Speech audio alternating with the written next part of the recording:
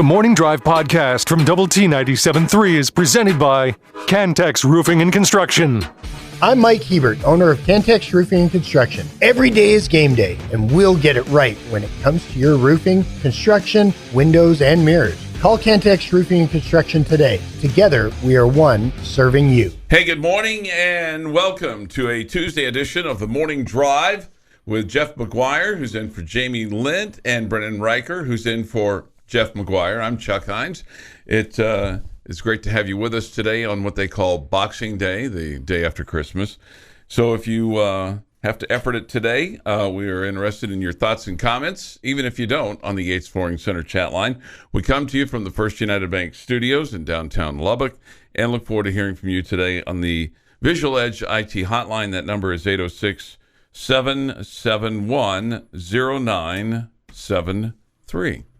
Well, in my misspent youth in high school and college, I worked the day after Christmas. Usually I was dealing with people that were returning things. Are you going to return anything to me today? Because I generally, at your friendly Overland Park Kmart, was in charge of the refund center. I don't think I'm returning anything to you, Chuck. I don't think you gave me anything that needed to be returned.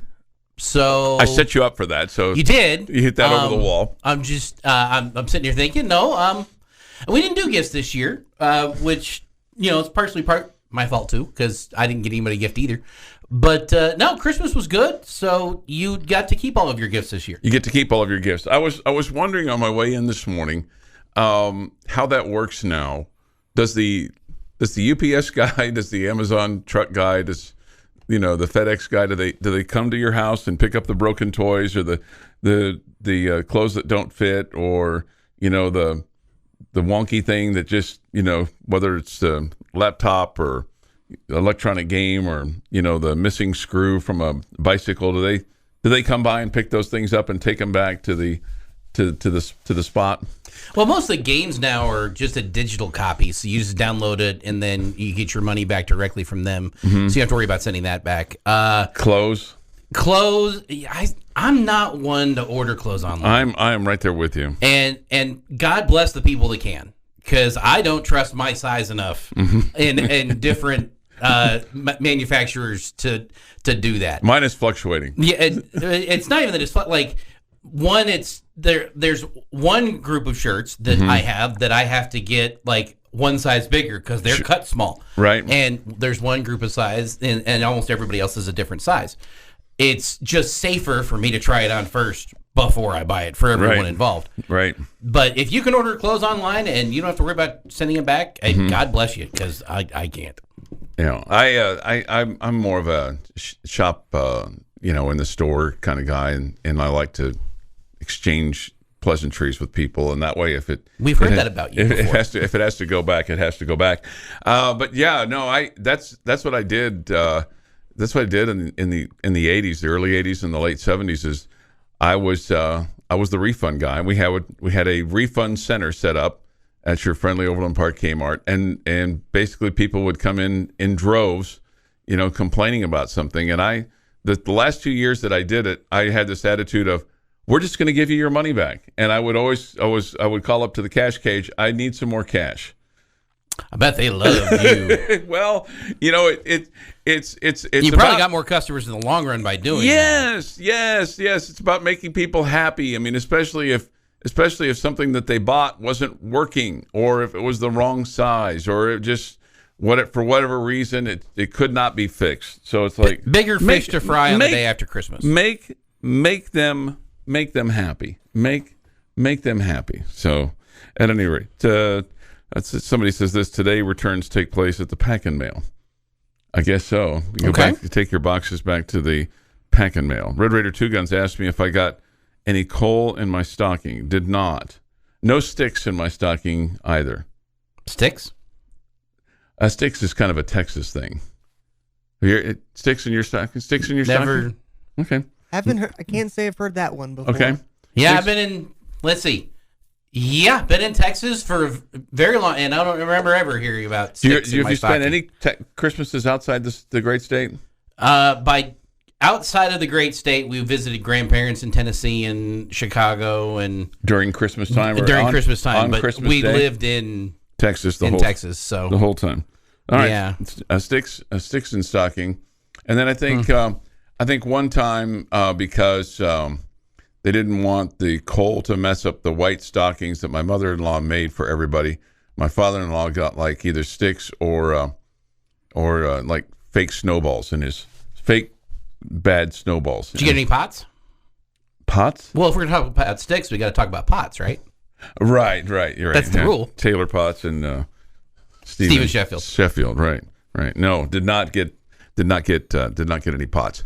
Man, some stinkers of football. Which one of those garbage games do you want to talk about? Oh my God. Well, I mean, you could start with the Cowboys on Christmas Eve. Thank God church got in the way of the end of that game for me. And my son-in-law was telling me I was not monitoring the game during the Christmas Eve services, but apparently he had his watch on and he got an alert, not from us, thank God, but from ESPN that the Cowboys had won. Oh boy.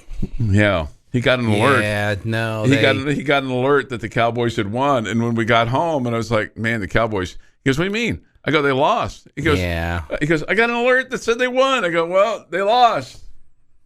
Yeah. 22-20.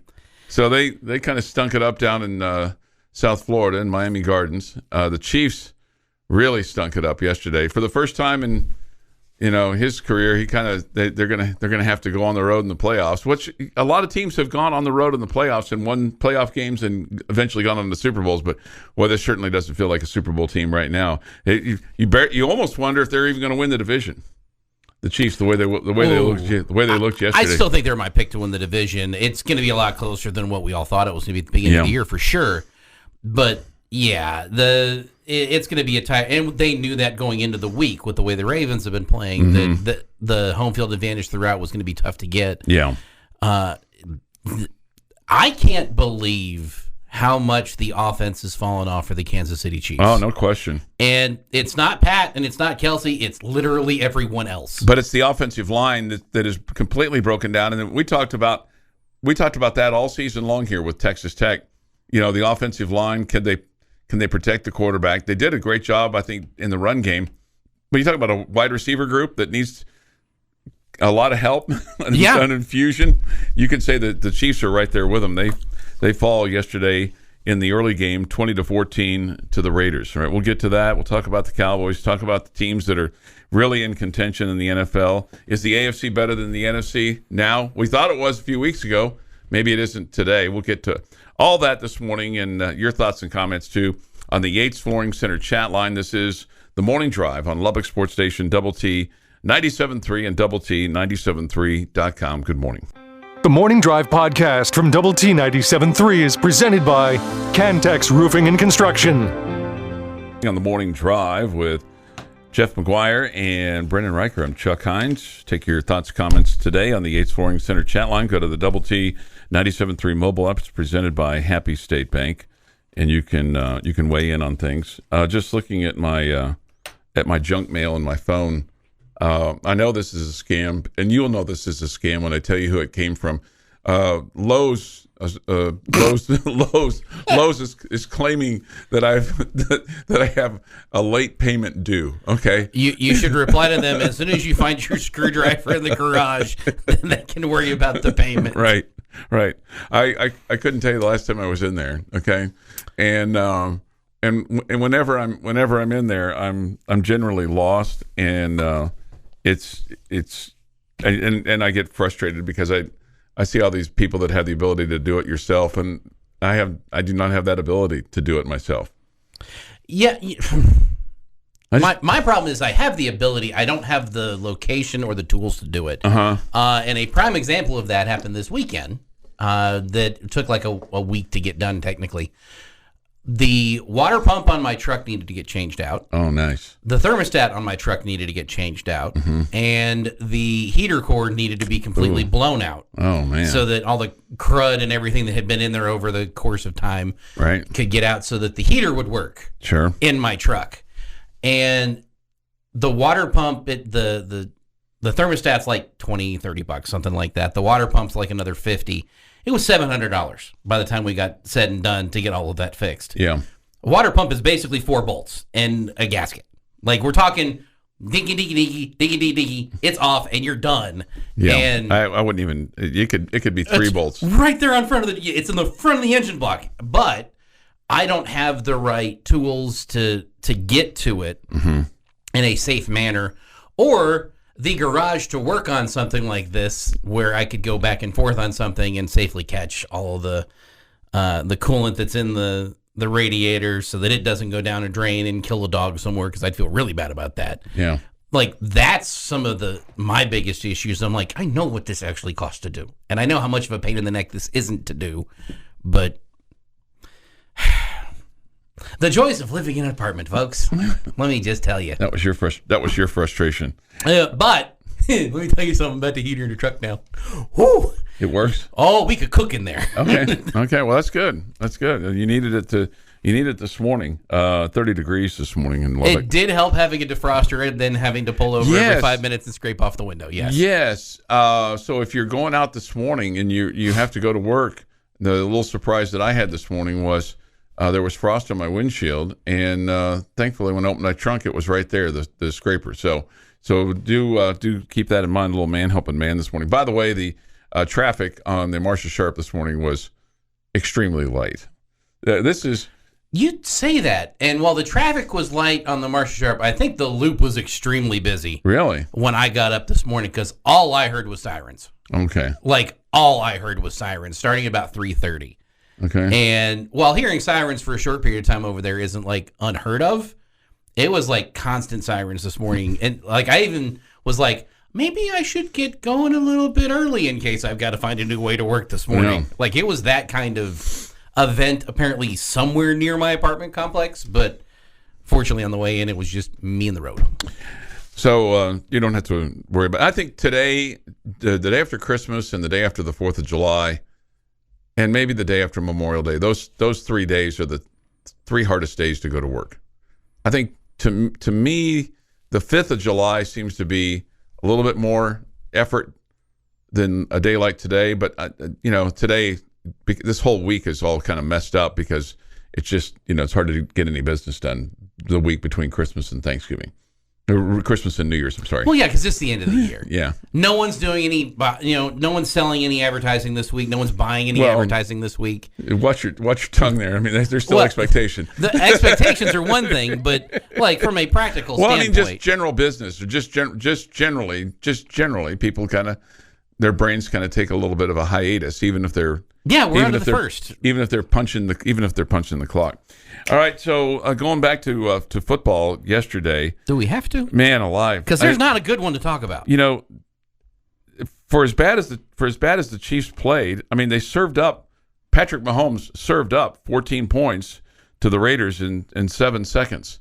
I mean, you had a scoop and score, and then you had a pick six, all right, back to back. I mean, essentially within just seconds of each other, and that was a wonky kind of fake handoff, fake quarterback, fumble return of 8 yards, and then the Raiders blew the extra point. I mean, that's kind of how woeful the Raiders are. I mean, they were lined up for a conventional extra point. The box score will say 2-point conversion failed. Yeah, because it was a wonky snap from center. Then the kicker just stopped there. He just froze. Like, I'm not going to kick this. And so then they tried to score, and they didn't. And then the Chiefs get the ball back, and Mahomes throws an interception, and Jack Jones runs it 33 yards. And before you knew it, it was 17-7 in the second quarter with 4:48 to go in the quarter, and the Raiders could only muster 3 points after that, and the Chiefs couldn't muster hardly anything. They got a touchdown late with 2:42 to go, but I mean, they could not move the ball. They could not protect Mahomes. The Vegas quarterback, Aiden O'Connell, he was 9 of 21 for 62 yards. There was like a point in time, I think he had like 14 straight incomplete passes. Yeah, you got to imagine that the Chiefs are looking at a wide receiver in the draft. You have to, for as bad as they have been this year. You would think so. And go to try to go get an offensive lineman in free agency. That's what I would probably do. Well, they've done that. I mean, they've been doing that. They've been getting offensive linemen in free agency. I mean, Mahomes gave every one of those guys a golf cart. I'm sure he was like, let me have the keys to those things. Let me have the keys to those things. Mahomes was 27 of 44, 235, touchdown and interception. But he threw 44 passes and only 235 yards of offense, passing-wise, for the Chiefs. Yeah. And then for the Raiders, Zamir White rushes 22 times for 145 yards and no touchdowns. That tends to happen in a game where you don't score many touchdowns. Well, you scored two. You scored two thanks to number 5. I mean, that's just the way it worked out. So the Chiefs fall to 9-6. Raiders are 7-8. And if the Chiefs were if the playoffs were to start today, the Chiefs would host the Bills in a playoff game. Boy, that'll be fun for the morning drive coming up. And then the Bills, of course, have already beaten the Chiefs at Arrowhead. Cowboys on Sunday. I don't know what to make of the Cowboys. Is this just a team that can't win on the road? 22-20, they fall to the Dolphins. I don't know. They've won on the road. They're not 0 for 5 on the road or whatever it is. It's just frustrating when you see them drive the field in the first quarter and fumble on the 1 yard. Right. That's frustrating for anybody. Mm-hmm. This isn't a Cowboy problem. But then you follow that up where you drive the field again, you get the touchdown. That's great. And then it felt like your offense went, okay, well, we're good. Thanks. Yeah, they go 5 plays and punt, give up a field goal to the Dolphins, 3 plays and punt, give up a touchdown to the Dolphins. Then that's the end of the half. Dolphins start the third quarter with the ball. They punt, Cowboys punt, field goal, Cowboys get a field goal, they get a field goal, Cowboys get a field goal, punt, touchdown, and then the Cowboys can't hold at the end. Defense can't hold. They give up 12 plays, 64 yards. You can't blame that loss on the defense. The defense kept you in that game. No doubt. And I'm frustrated with Dak's performance because he missed some wide open receivers, but I can't blame the loss on Dak either. He was making throws most of the game. It was just nothing was working in your offense. All right, we'll continue that. 6:25 this morning here on the Morning Drive. Your daily dose of sports and fun. This is the Morning Drive Podcast from Double T 97.3, presented by Cantex Roofing and Construction. Hey, good morning. It is the Morning Drive. Jeff McGuire's in for Jamie. Brennan's in for Jeff. Nobody's in for me. How did that not happen? I guess it just didn't happen. Well, normally you and Jamie don't take off on the same day. Right. So the fact that Jamie is off today is allowing you to be here today. allowing you to be here today. Thank you. I'm looking forward to that. We'll have bowl games on the air for you today. 2 on 100.7 The Score. They'll be back to back. Start today at 1 o'clock with the Quick Lane Bowl. That features Minnesota and Bowling Green. And then the First Responder Bowl between Texas State and Rice. That'll be at 4:30. And then tonight, it'll be the Guaranteed Rate Bowl. This is a game from Phoenix, Kansas, and UNLV. That is a late start for that ball game. We'll have it at 6:30 on Double T 97.3. I show that game kicking off at 8 o'clock. Raggy. Hang on. Yeah, I think it's going to be a 7:30 start time on Double T 97.3. Let me see what the good old interweb says. I'm gonna bet 7:30 for Jeff doesn't want to have to do work today. What are you doing to me, Chuck? Our pregame and then an 8 o'clock kick schedule today from the Arizona Cardinals Stadium. Today is the 26th. Right. Yeah, it says 8 o'clock right there, doesn't it? Yeah. That would 7:30 pregame, right? We got a problem now, Chief. Yeah. No, it could be a 7 pregame. I don't know if those have an hour pregame or not. Okay. Well, it's an 8 o'clock kickoff. So time to be determined. Yeah. Time to be determined. Tomorrow we'll have the Military Bowl, the Duke's Mayo Bowl, the Holiday Bowl, and the Texas Bowl. That's scheduled for tomorrow. I'm, kind of get off the track of the NFL for a second. I'm curious when this 12-team playoff begins. I'm curious, are any of these bowls wrapped into that? And what happens to some of these bowls? Because let's face it, some of these matchups and some of these bowl games have not been ideal. I mean, when you're going to take 12, you're going to take some teams that normally would have been in potentially like Power 5 matchups, like what we had with Texas Tech taking on Cal. Okay.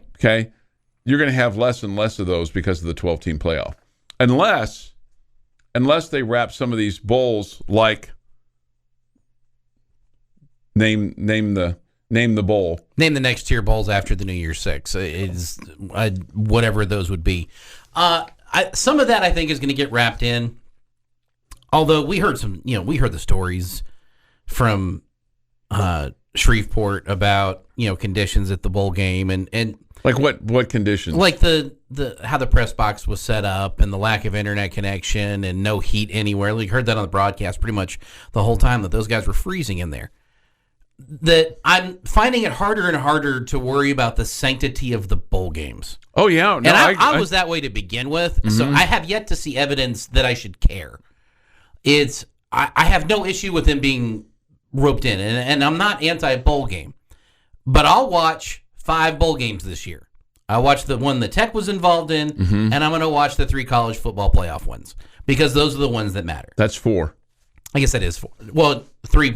Yeah, 4. It's the 5 teams that I was the 5 teams. Those 5 associated teams. And maybe it's because I'm a pro guy first. I was watching the Cowboy game. I watched the Chiefs game. That's what I watched this weekend. The concept of and this is nothing against the Quick Lane Bowl, the First Responders Bowl, the Guaranteed Rate Bowl today.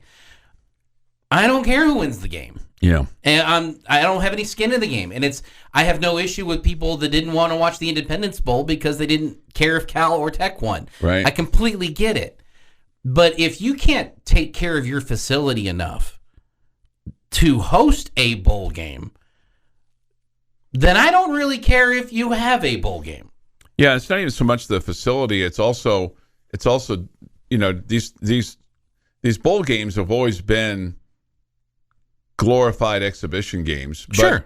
It did feel like up until, the last few years that there was at least still something to play for. But now with guys going into the portal and with NIL and guys just, bailing on their teams, coaches bailing on their teams, you're almost like, why are we doing this? Well, you're doing it because the schools still get money for it. The TV it's part of your TV contract for all of these bowl games for the conferences, and that helps you and it helps everybody else in the conference too because everybody gets a little bigger piece of that pie.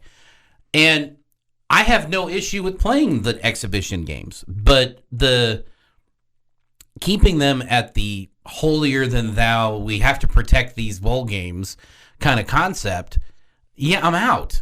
And there are some that are above others, and mainly because they have placed themselves above others in their own mind, I guess they would put it, and they've taken care of themselves, that I'm less upset with.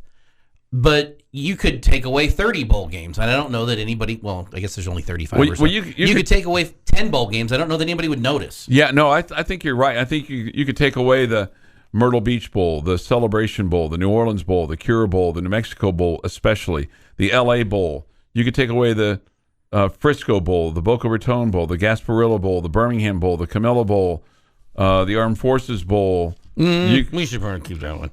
Probably, but I mean, that one we should keep. You might be able. Now, I'll also say this: we can get rid of all of these bowl games until Tech doesn't make one when they're 7-5. Well, here's that's when it's the politics. You can take away everybody else's bowl game, but don't take away mine.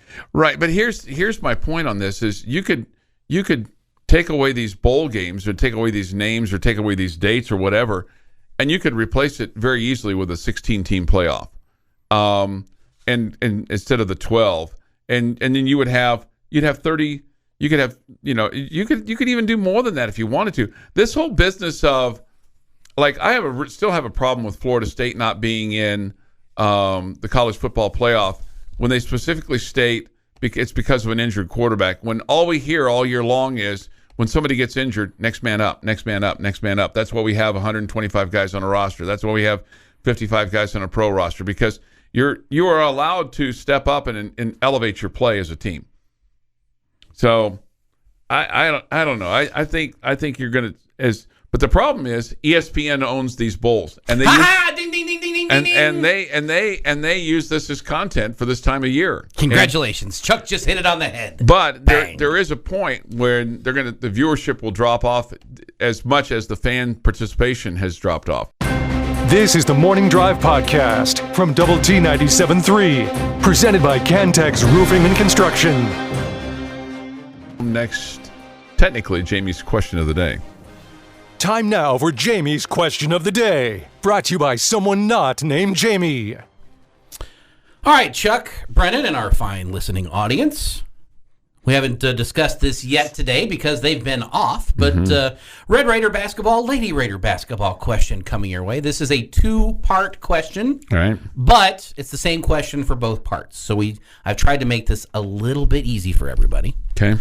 I am giving you a crystal ball that you can look ahead to any one game on the schedule and find out if it's a win or a loss to determine whether you think Texas Tech will make their end goals of both teams making the NCAA tournament. But you only get one game.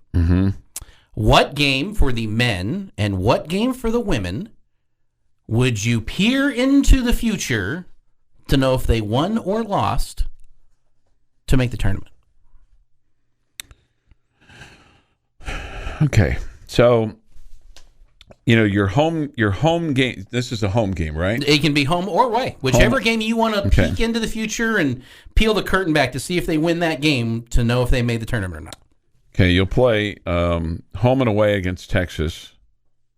I'm just kind of look at the home games because I think those are the ones that are you kind of look at and go, okay, here's your opportunity, and maybe here's your opportunity against a ranked team. So, in terms of ranked teams coming into Lubbock this year, I don't think K-State's going to be a ranked team when they come in on January the 13th. Nor is Cincinnati. So that's going to leave you with, and nor will UCF. So really, your two candidates are going to be Kansas and Texas. Even Oklahoma, you do not play them home and away. You do not play them home and away this year, if I'm looking at this correctly. You do Oklahoma State. You play Oklahoma in Norman. Yeah, that's it. So it's going to come down to Kansas or Texas in terms of being the team that you could beat to put you into the crystal ball. If you look at that, which game is going to have more of an impact? Texas is later in the season. It's February the 24th. Kansas is February the 12th. I suspect that Kansas will be the higher-ranked team on that day, and that's going to be a Monday. I think that's a Monday. That's in February. I'm getting a little lengthy here on my answer here. I'm sorry about that. Well, it's 2 parts. You're allowed. Kansas is February the... And keep in mind, I'm not guaranteeing a win. Mm-hmm. This is you just get to look at this game, and that's going to be your linchpin whether you think Tech makes their I'm going to say the postseason. Kansas game on February the 12th for the men. Okay. Okay. What about the women? Okay, so for the women, it may come down to the last game of the regular season, but the two games that potentially could swing it for you. The Texas game is your first Big 12 home game, and that's January the 3rd. And then your last Big 12 home game is against Kansas State. That's March the 2nd. So almost, 2 months apart there. I'm going to say the March 2nd game against K-State. If you win that game, that game could put you into the NCAA tournament, because I think the women are going to need to win 8 games plus maybe 1 in the Big 12 tournament to get themselves into the NCAA tournament. Okay, Brennan? I'm going to go, so both my answers for the Red Raiders and Lady Raiders, they're going to be about the same at the same time when they take place. For the men, I'm saying your game at Baylor on February 6th, that could be a big game that determines whether you make it or not. Because at that point, February is when you really start needing to get the ball rolling. And at that point, you'll probably be able to determine if you're a NCAA tournament team or not. I also think it'll be very interesting to see what you do in Waco, because last year you got swept by Baylor. And then for the women, I want to say February 6th in Morgantown at West Virginia, just for the same reason as the men. And that's a time of year where you start figuring out, can you make a late push for the NCAA tournament? Okay, I think you guys have some good answers there. I really do. I am more thinking, and these just both happen to be home games that I'm looking at, but I'm trying to find a game where I think it'll be close, but that you have an opportunity to win. Maybe you should win, maybe not, but it should be a close game. That could be kind of like a coin toss game. And the first one that jumps out to me for the men's team is February 20th versus TCU. If you can look at that game ahead, that'll help you figure out where you're in the standings. And I think if you're anywhere in middle up for the Big 12, I think on the men's side you should be safe. And a win there, I think, helps you get that far for the men's team. On the women's side, it can't be any of the four newcomers. Because as we saw in the Big 12 preseason poll, it was pretty much, hey, look, here's the Big 12, and then the newcomers. That's kind of everybody looked at. And when I think back to how this women's team has played in the past few seasons, kind of a good benchmark game to know how they were playing was Oklahoma State. And I'm looking at February 14th against Oklahoma State here at home.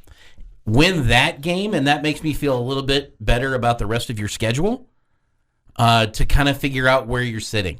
If that game had been in Stillwater, I think I would have liked it better. And I know you do play Oklahoma State again, right? You've got them twice this year, I think. Yes, you'll play them in early January 10th. But it's a little early for me to look at, kind of peek behind the curtain, because that's, 14, 15 days, 2 weeks from now, a little bit over 2 weeks. I think Oklahoma State is one of those teams you may have to beat twice in order to get to your 7-8 win number in on the women's side. And it's also how you win those games. Is this a blowout win at home? Is it a 2-point win at home? I think both of those two could be kind of circled as this could tell you something about these teams as we go forward. I think I don't care if it's by 1 or 21. A win's a win. Oh, 100%. A win's a win. A 1-point win at home could be a 5-point loss on the road. Yeah. Like that's where to peek behind the curtain game. All right, 7:40 this morning. Do you have an opinion on that? You can hit us up on the Yates Flooring Center chat line. Go to the Double T 97.3 mobile app presented by Happy State Bank. Your daily dose of sports and fun. This is the Morning Drive Podcast from Double T 97.3, presented by Cantex Roofing and Construction. Here on the Morning Drive, some thoughts and comments from the Yates Flooring Center chat line. We'll go back to 35 minutes ago, and we were talking about Red Raider and Lady Raider basketball. This person says, I'm afraid neither will win 8 conference games. It's a concern for both teams. I don't know as much as the men as the women right now. It was a really disappointing trip to Hawaii for the women's team. That you kind of were hoping for a split and would have loved a sweep in the positive direction, and you got the sweep in the negative direction. Yeah. And didn't look good in either of the two games from what we have seen them do in the rest of their schedule. My understanding, just in a couple of texts that I've got, that the Oregon State game they played better in. They did. They played better in that game than they did in Tulsa, and my understanding is that that they watched a significant portion of the first half of the Tulsa game so they could critique themselves. There was a lot from the first half of the Tulsa game that they can critique themselves on. In other words, it was kind of one of those deals where if we're going to have to watch it, you are too. Yeah. Yeah. That's the old Jim Douglas, who works at the Alumni Association. He was a referee for a long, long time. Mm-hmm. He had a coach one time that said to him, "Hey, I want you to throw me out. I want you to throw me out." And he, if I got to stay, so do you. It's exactly what he told him. If I got to stay, so do you. And so, as a result, so I and I don't know if I were to ask you this question, would you be surprised? Which one would you be surprised at winning 8 games? And I think maybe the low-hanging fruit, just depending on how much you have seen of them, just based on the recent history, you would say if the women won 8 games, that would be maybe a bigger surprise than if the men won 8 games. Right now, yeah, but I've been so impressed with what I've seen on the men's side for how they're playing together. And listen, I'm the 100% the eye roll guy when you hear, offensive linemen say, we just do everything together, man. We go to eat together. We go to movies together. Yeah, but do you block? Mm-hmm. Do you block together? That's really what I'm interested in. It's great that you guys are friends. The old baseball thing is that 1 cab or 25. Right. And I'm really good. I'm really glad you guys go all out to eat together, but can you block? I would say this about the women. I mean, they're definitely more athletic, okay? They're definitely low bar. That's been a low bar. Okay. But they are better. They are better. They are doing a better job of taking care of the basketball. Much higher IQ this year. No question. Basketball IQ for the team, too. The question is, I mean, there's teams that have really stepped it up. I mean, with Texas being a top 5 team, top 10 team, TCU being ranked, they've retooled their roster. Kansas and Kansas State, thankfully, you only have to play them once. Both those teams are going to be, top 4, top 5 in the Big 12 conference. Can you take care of business against the Houstons, the UCFs, the Cincinnatis of the world? BYU, they've been a ranked team. And so, what can you cobble it together? So, I guess if you were to say which team would you be disappointed more in if they didn't win 8 games, I think the women. I'm more disappointed in the women because it's still Grant McCaslin's first year, and you haven't had any you've had the one injury, mm-hmm. but you've largely been healthy, and you're coming off a year that was such a disastrous year. You're playing together, but you're also still playing in the Big 12 on the men's side, and you could be the team that gets hot and makes everybody nervous. But it's just as easy for somebody else to be that team in the Big 12 that just gets on that one run and runs off with it. Keep the wheels on the men's team this year, mm-hmm. because we saw what happens when the wheels fall off last year. And they've played well. They've played, I think they've played fair with regards to their opponents. They've kind of played down to some of their competition, but they've also taken care of business in a lot of those games. Mm-hmm. And it's going to be a telltale sign when they get to Big 12 play how they handle those things. But keep the wheels on. Yeah. If you make the NIT, it's still a step up from where you were last year for the men's side. The women's team made the NIT last year, or I should say the WNIT last year. There's some expectations for them to keep moving forward. No, I know they've got a bunch of injuries. Yeah. But we've heard that every year for the last decade. I know, and that's. I'm tired of it being an excuse. I know, and I'm sure that they are. I'm sure that they are. I'm sure that they are. But I think they do have the athleticism to give them a chance. They're going to have to be. They're going to have to be stronger inside or shoot the ball better from the outside. So as they're kind of taking things on in Big 12 play. But I think Saturday, you have an opportunity to go down to Houston and play there at the old Heinz. It's now called the Fertitta Center. It's the old Heinz Pavilion is where they'll play against Houston. And Houston's lost a couple of games. 2 games they've lost by big numbers. All right, a couple other things here from the Yates Flooring Center chat line. My siblings got me a signed Josh Young baseball from the All-Star game. Pretty excited about that gift. That's very cool. Yeah. Son and daughter-in-law came into town. We went to the Armed Forces Bowl. She's in the Army, and he is a government contractor. Great weekend. Good for you. You have to think that the way Coach McGuire has structured his coaching staff with coordinators not having a major recruiting role has to help with coaching retention. Recruiting seems like a full-time job on its own.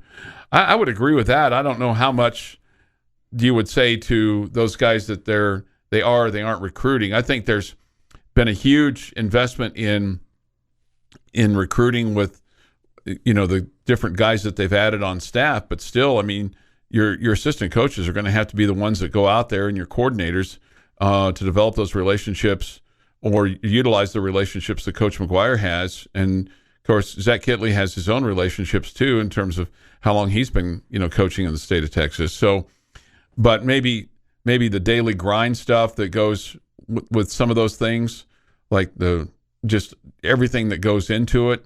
Certainly, he's gotten some extra help, but I think those coordinators would still tell you, "Oh no, we're still heavily involved in that." 100%. Yeah, we're still out there. We're out recruiting. They're still looking for ways to improve the team, either next year or sooner. Yeah, as the case may be, and that's across the board for all of these guys. Tim Tadlock included. These guys are looking at the transfer portal. They're looking at plenty of windshield time for all of them. Yeah, if they're not actively you got to tell head coaches, no, you can't talk to anybody for this 2-week period. Mm-hmm. And even then, some of them do. Love this back-to-back text here from the Yates Flooring Center chat line. Vandy almost beat Memphis. We beat them like a rented mule. We did. And then, hold on, just because it's Grant's first year isn't a pass. There are other programs with first-year coaches that are doing better with less.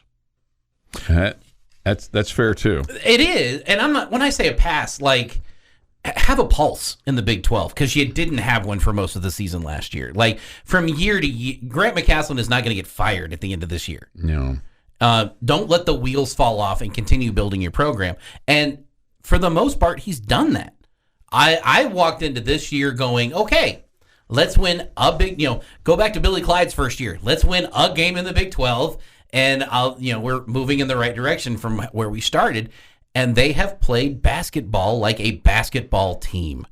They're not playing as five guys trying to get theirs. It really does look like they're running an offense. You certainly look at the number of assists that they have for a game. They're running their offense, they're running their defense, they're playing together. The challenge is, can they shoot well enough from? Can they put the ball in the hoop? Yeah. Which is a question that we've asked for a couple of years, but. You've got some signs of hope for the basketball team, but I'm not jumping on anybody's case this year if you'll make the NCAA tournament. What really sucks for the men is when you see what other teams are doing with guys that were here. And you think about the old what if, with your roster. Ifs and buts and candies and nuts, and we'll all have a Merry Christmas. Right. No, I got you. This has been the Morning Drive Podcast, presented by Cantex Roofing and Construction. Check out our library of Double T 97.3 podcasts at doublet97.3.com.